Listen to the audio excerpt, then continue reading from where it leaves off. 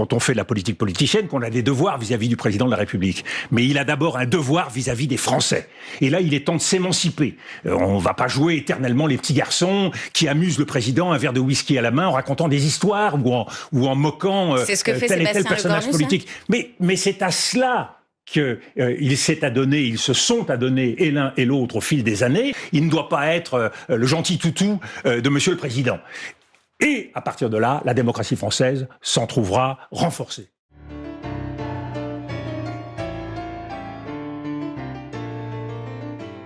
Vous, Dominique de Villepin, vous aviez appelé à nommer un Premier ministre de gauche et c'est finalement l'un des plus proches du président qui a été choisi. Est-ce que c'est une erreur ? Alors j'avais, pour être exact, appelé à respecter le suffrage des Français et à respecter la démocratie. La politique, ça commence par le respect. Et au premier chef, en l'occurrence, le respect des Français. Or, ça fait 4 fois, maintenant la 5e, que Emmanuel Macron balaye d'un revers de main ce qui est la réalité du paysage français. Il l'a fait balayer d'un revers de main, il l'a fait après les européennes, il l'a fait au lendemain des élections législatives, il l'a fait en nommant Michel Barnier, il l'a fait en nommant François Bayrou et il le fait aujourd'hui en nommant Sébastien Lecornu, c'est-à-dire en n'écoutant pas le souhait des Français. Et qu'est-ce que veulent les Français ? Vous disiez il aurait fallu nommer quelqu'un issu du bloc de gauche pour respecter les résultats des dernières législatives. Il aurait fallu pressentir quelqu'un en respectant le suffrage, en commençant par la bloc de gauche, quitte à aller au bloc central et au-delà si nécessaire, mais c'est en respectant les Français qu'on dégage des marges de manœuvre. Or, on voit bien que le président de la République est bloqué sur sa politique. Il ne veut pas changer de politique. Il n'a pas compris, pour vous, il n'a pas compris les leçons de la dissolution ? Je crois qu'il n'a pas compris le bon fonctionnement de notre système démocratique. Et surtout, c'est un homme qui s'entête. Il ne veut pas avoir tort, il ne veut pas se désavouer, et donc il ne veut pas amender la politique qui est la sienne. Et c'est toute la difficulté, à nouveau, devant laquelle se retrouve Sébastien Lecornu. Et en même temps, Dominique de Villepin nommé un Premier ministre socialiste avec un gouvernement de gauche, il aurait été immédiatement censuré, non ? Mais je n'ai pas dit qu'il fallait nommer un Premier ministre socialiste. Je dis qu'il fallait pressentir. Il fallait demander à quelqu'un issu de la première force arrivée en tête en 2024 pour voir s'ils étaient capables de former un gouvernement et à partir de là tirer les leçons. Vous savez, dans notre pays, il faut un peu de méthode.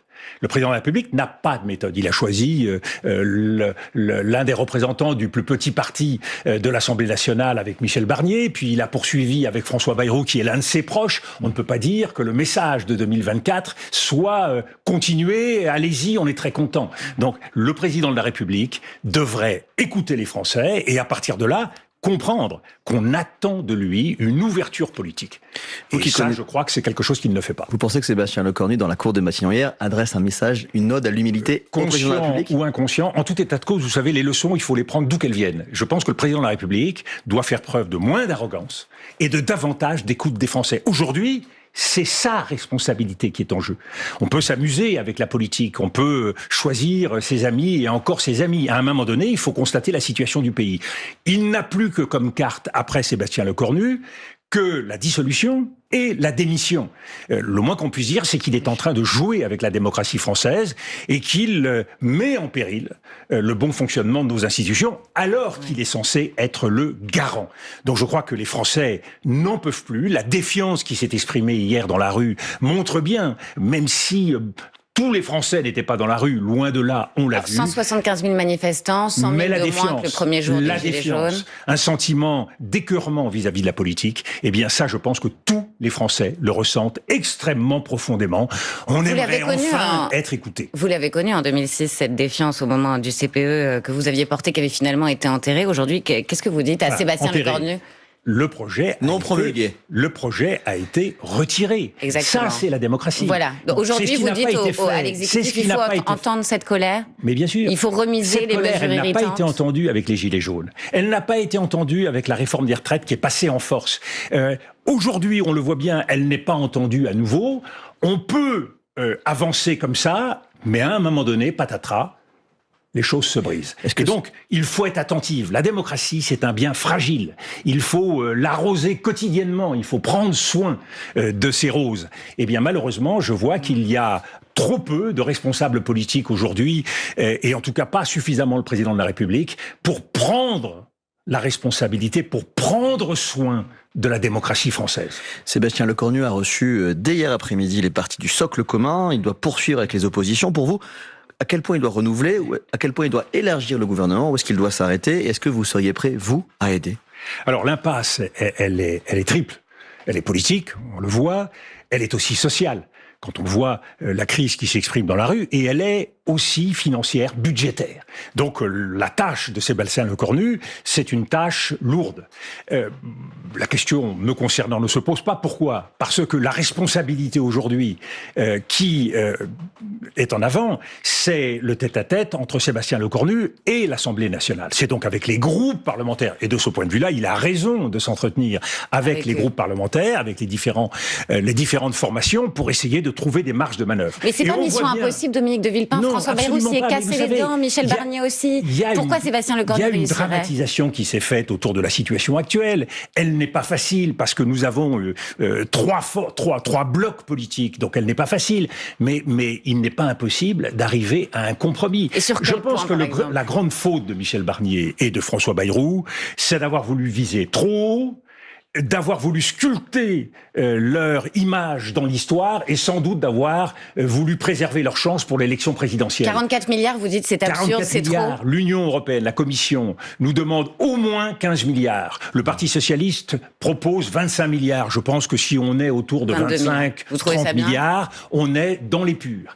Deuxièmement, au-delà du montant, on voit bien ce qu'attendent les formations politiques et ce qu'attendent les Français. On veut un geste très fort en matière de justice sociale. Alors de ce point de vue-là, la taxation des plus riches est aujourd'hui une évidence. Pourquoi ? Parce que ceux qui sont les mieux placés et qui ont beaucoup profité de la période précédente, les 500 familles, depuis 2017, les 500 familles les plus fortunées en France ont multiplié par 6 leur richesse. Qu'elles soient mises à contribution intelligemment, sans mettre en difficulté l'outil de production, ça me paraît possible. Et puis, très concret, excusez-moi, Monsieur Villepin, vous parlez de la taxe Zucman, ça c'est très important sociale, parce que ça va. Troisième élément, la réforme des retraites. Donc vous dites pas besoin de 44 milliards d'économies, il faut une mesure de justice fiscale et sur la réforme des retraites, qu'est-ce qu'il faut ? Il y a besoin d'une trajectoire budgétaire, de constance, de prévisibilité pour les marchés. On a les agences de notation qui commencent à faire leur travail à la fin de la semaine. On a besoin donc de constance et de prévisibilité. On a besoin donc de rigueur financière. On a besoin de rigueur dans l'investissement productif. Parce que à quoi ça sert de faire des efforts si, au bout du compte, notre croissance tombe? Donc il faut penser à l'avenir. Et nous avons un certain nombre de défis. Nous avons 5 modernisations à faire en France. Nous avons la digitalisation, nous avons la décarbonation, nous avons la démocratisation pour éviter la montée des populismes partout en Europe. Un mot sur les retraites. Nous avons une exigence de souveraineté et nous avons une exigence de gouvernance territoriale. Mais vous voyez bien qu'il y a des choses à faire. Et donc le psychodrame politique dans lequel on s'enferme, c'est un psychodrame politicien, c'est un psychodrame de gens qui manquent d'imagination et qui n'ont pas la capacité à penser l'intérêt général. Et le dernier élément, je l'ai dit, redressement productif, redressement financier, c'est bien sûr la justice sociale, parce que depuis 2017, la faillite d'Emmanuel Macron, son échec, c'est l'injustice sociale depuis le premier jour avec la baisse des aides publiques au logement et la suppression de l'impôt sur la fortune. Donc il y a un signe très fort à donner. Ça ressemble un peu à un discours de politique générale. On a l'impression d'avoir un peu un candidat face à nous. Vous ne niez pas votre intérêt pour la présidentielle de 2027. Pourquoi vous n'assumez pas clairement votre candidature aujourd'hui? Parce que c'est pas le sujet. C'est pas le sujet. Aujourd'hui, il faut servir les Français. Et c'est ça l'honneur de la politique. Le débat présidentiel, il viendra quand nous serons sortis des errements de la politique actuelle, où, je le redis, le président de la République a la première responsabilité. Et il faut que Sébastien Lecornu soit capable, parce que quand on est nommé Premier ministre, on peut estimer, quand on fait de la politique politicienne, qu'on a des devoirs vis-à-vis du président de la République. Mais il a d'abord un devoir vis-à-vis des Français. Et là, il est temps de s'émanciper. On va pas jouer éternellement les petits garçons qui amusent le président, un verre de whisky à la main, en racontant des histoires ou en moquant tel et tel personnage politique. Mais c'est à cela qu'il s'est adonné, ils se sont adonnés, et l'un et l'autre, au fil des années. François Bayrou l'avait dépeint comme un courtisan. Mais ce n'est pas le rendez-vous d'aujourd'hui. Aujourd'hui, Sébastien Lecornu a des comptes à rendre aux Français. Je le redis, un Premier ministre, il est nommé par le Président de la République, mais il a des comptes à rendre devant l'Assemblée nationale, et il a des comptes à rendre devant les Français. Donc, émancipation, c'est ça la feuille de route de Sébastien Lecornu. Il ne doit pas être le gentil toutou de Monsieur le Président. Et à partir de là, la démocratie française s'en trouvera renforcée.